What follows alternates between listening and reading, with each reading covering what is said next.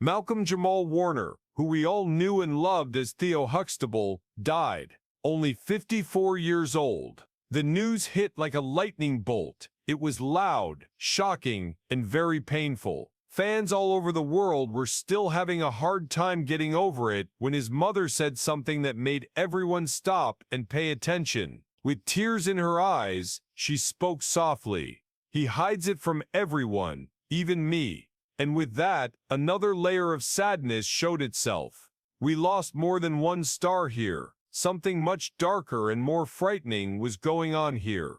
The story changed so fast that you won't believe it. At first, it was thought to be a terrible accident involving drowning, but I want to tell you that this wasn't easy.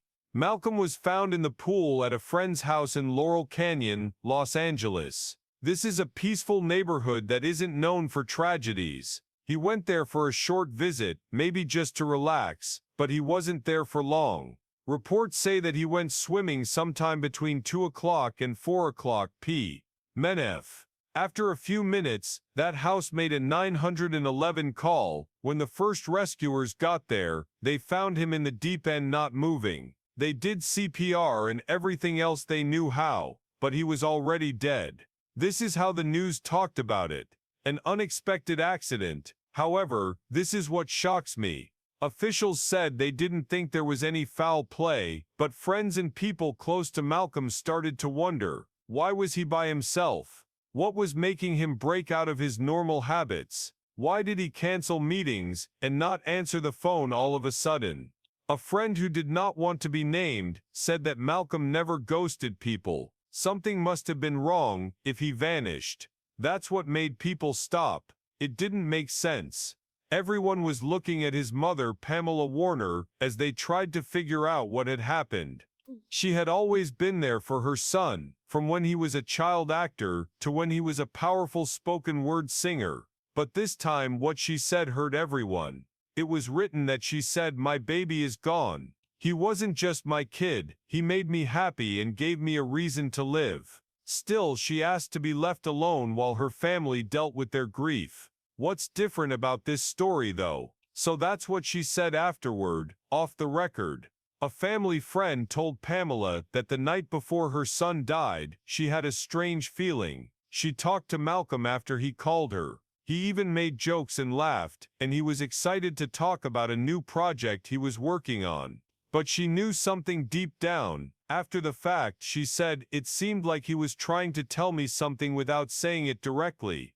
She could feel the calm before the storm, but she didn't know what to do with it. What's even stranger is that Malcolm posted a black and white picture of himself by himself at the beach just a few days before he died. It said, "Sometimes peace feels too quiet." It was beautiful at the time, but now it reads like a warning. Fans left thousands of comments on the post. Others wrote that they were sorry they didn't see the signs, and that they didn't hear you cry. Later, mental health professionals said that this kind of silence, those heavy comments, and distant behavior were often signs of emotional pain inside people, pain that they hide with smiles and small talk. And on July 18th, destiny took a turn that no one saw coming. It was just another day to begin with. Clear clouds and sunshine. A person saw Malcolm walking by himself on a beach in Florida. It wasn't a big deal. He even smiled and talked to some fans in a fan voice outside of a nearby coffee shop, telling one of them to keep shining.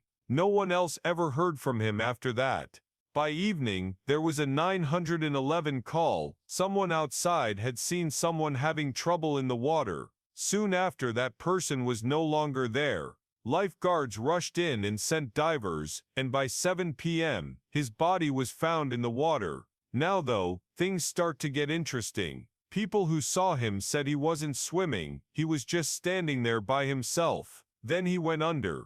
That wasn't right. It didn't feel like a faulty swim. It hurt a lot more than what it felt like. When the rescuers got there, they did everything they could to save his life, but it was too late. There was a lot of talk about Malcolm's death, but what happened next made people question everything.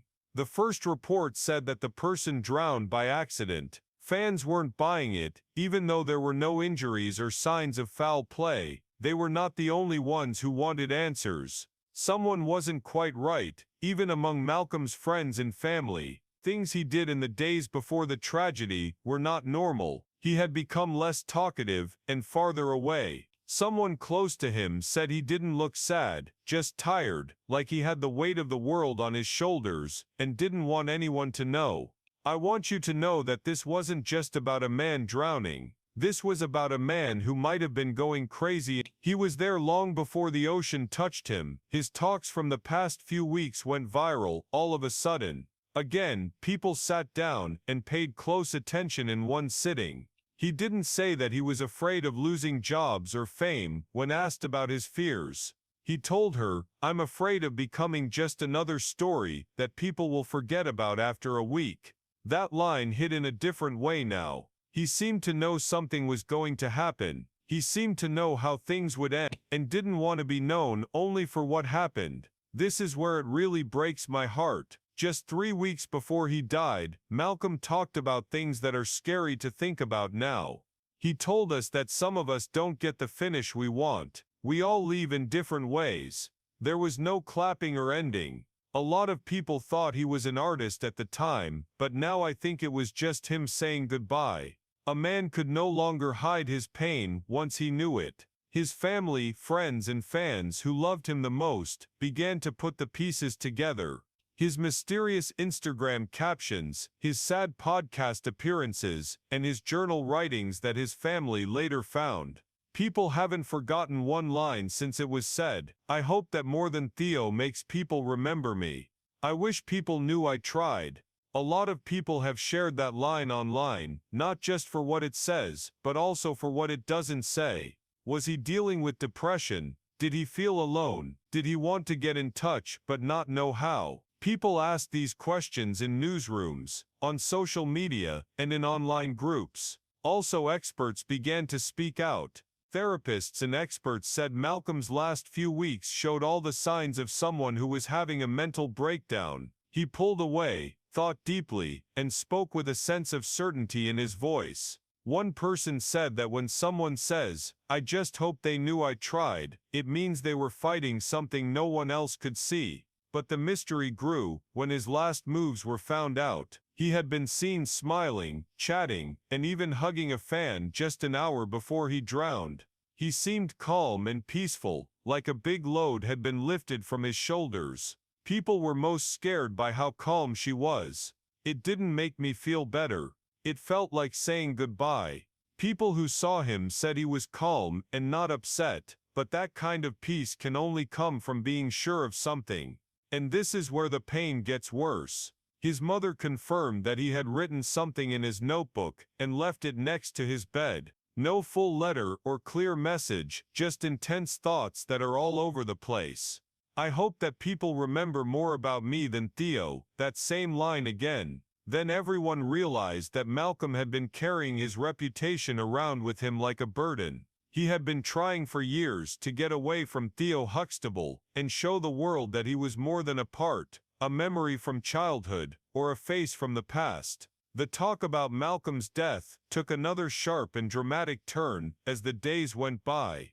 People started to look back at his work, not just the events that made him famous, but also the ones that no one saw.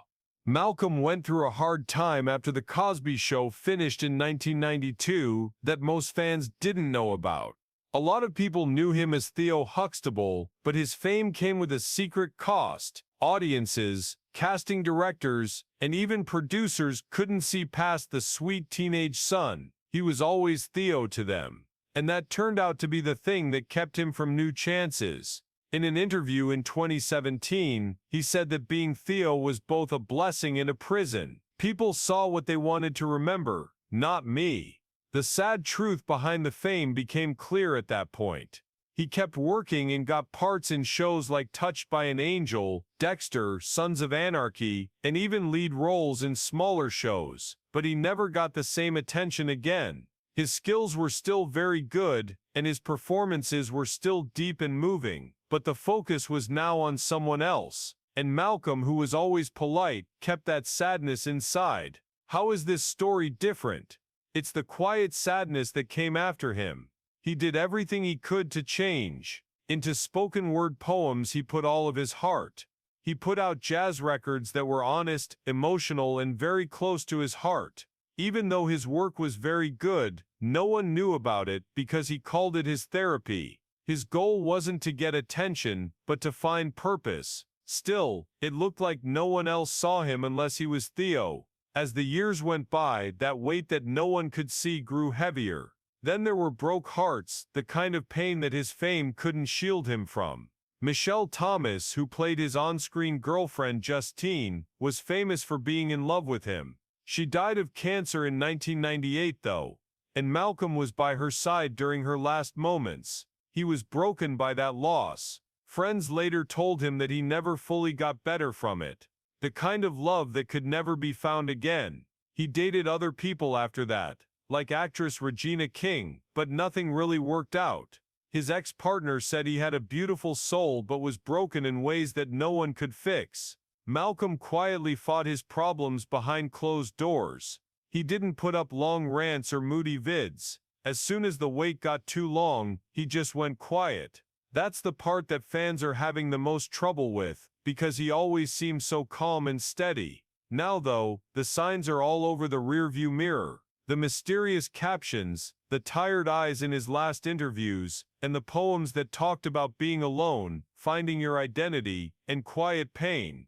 When Malcolm's family found out that he had been writing in a diary almost every night, things took another unexpected turn. He wrote short thoughts, poems, and comments that didn't seem important at the time, but after he died, they showed what was going on in his mind. In a note from 5 days before he drowned, he wrote, "I don't know what else I can give. I gave everything I had, but maybe it wasn't enough." It spread like wildfire on social media with that statement. It wasn't loud or emotional, it was real, honest, and close to home. The world started to understand that Malcolm's death wasn't a flash in the pan, it was the end of a long quiet fight that he fought bravely but by himself. People who read his work came to understand how much he wanted to be understood, even though he didn't say it out loud. He didn't show much pain, but it was always there. Many people from all over the world sent their condolences after Malcolm-Jamal Warner's death. People like fans, famous people, and past co-stars had a hard time putting into words how heavy what had just happened was. There was a lot of sadness on social media, with words like "rest in power, Malcolm" and "hatch justice for," within hours. Malcolm was all over the internet. Fans shared their favorite scenes from The Cosby Show, clips of his spoken word performances, and pictures from fan events where he was friendly to everyone. But the part that really moved people was when people who knew him best said it. His Cream family on TV. You won't believe how much feeling came after. During a lot of his own public trouble, Bill Cosby has kept quiet. He broke his silence for Malcolm. He put out a short message through his lawyers. "I thought of Malcolm as a kid, both on and off screen. I'm really sorry about his death." Many people were shocked. Some people thought Cosby used this chance to get back in touch with a reputation he had forgotten about. Some thought it was real, but either way, it showed how much Malcolm had affected the people around him. Next was Felicia Rashad, who is known as America's TV mom. She shared an emotional message on Instagram. "Malcolm was happiness, love, and light. My heart is broken. It doesn't seem real." She showed pictures of Malcolm smiling, hugging movie crew members, and joking with cast members taken behind the scenes. She called off all of her planned events and asked for time to grieve alone. What she didn't say after that post said more than words could. It was Tempest Bledsoe, who played Vanessa, who made people cry the most. She started crying live on Instagram, and couldn't stop. She said, "He was my brother," in a broken voice. "He looked out for all of us even when no one asked him to."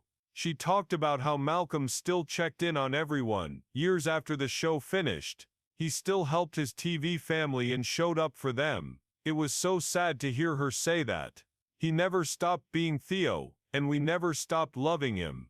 2 days after the news came out, hundreds of fans gathered in front of the New York site where the old Cosby Show was filmed. It said things like, "Thank you for growing up with us," And you were more than Theo, on signs and candles that were left behind. Rudy and Keshi showed up in person. She knelt down in front of Malcolm's picture, put a rose on it, and whispered, "You were always my big brother." Everyone was moved to tears by her short message. She told him, "This pain is too deep for words. But Malcolm, you were so loved." This is where the story starts to show how strong his impact really was.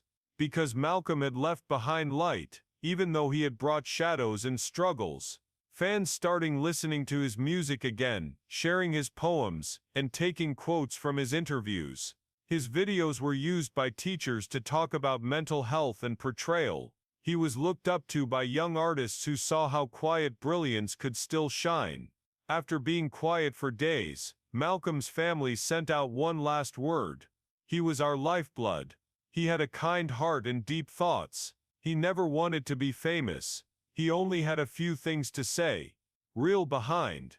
They said that only close family and friends would be invited to the funeral, which is exactly what Malcolm would have wanted.